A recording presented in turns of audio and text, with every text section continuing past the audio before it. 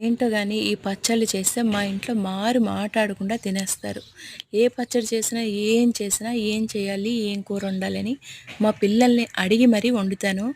ఒకవేళ టిఫిన్స్ చేసినా వాటికి చట్నీలు కానీ, కూరలు కానీ ఏం చేయాలి అని అడుగుతాను.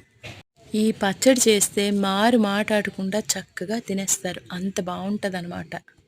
వేడి అన్నంలో కొంచెం నెయ్యి వేసుకొని పక్కన ఉల్లిపాయ పెట్టుకొని నంచుకొని తింటే అబ్బా ఏం బాగుంటుంది. మీరు చాలామంది పచ్చడి చేసే ఉంటారు రెగ్యులర్గా. కానీ ఒకసారి ఇలా చేయండి, ఎంత బాగుంటుంది. ఏం లేదు, తాలింపు వేపేసాను. అందులో క్యాబేజీ బుట్ట వేసి కొంచెం సేపు వేగిన తర్వాత టమాటాలు ముక్కలు కట్ చేసి అందులో వేసాను. అంటే నేను ఆయిల్లో వేపలేదు, ఇందులోనే మగ్గించాను. అప్పట్లో శుభకార్యాలు అయితే ఏం కూరలు ఉండేవి. మన చిన్నప్పుడు గతానికి వెళ్తే ప్రతి పెళ్ళిలోని ఫంక్షన్లోని వంకాయ బఠానీ, బంగాళాదుంప ఫ్రై, లేకపోతే దొండకాయ, అప్పడాలు, అరటిపండు, పప్పుచారు అంటే పప్పులుసు. ఇప్పుడు ఎన్ని రకాల వంటలు, బిర్యానీలో ఎన్ని రకాలు, పచ్చళ్ళు ఎన్ని రకాలు, నాన్ వెజ్ పిక్కల్స్ ఎన్ని. అప్పుడు అసలు నాన్ వెజ్ పిక్కల్స్ ఉండేవా? నిన్న మీరు వీడియో చూశారు కదా, నేనేం పచ్చడి అనేది గెస్ చేయమన్నాను.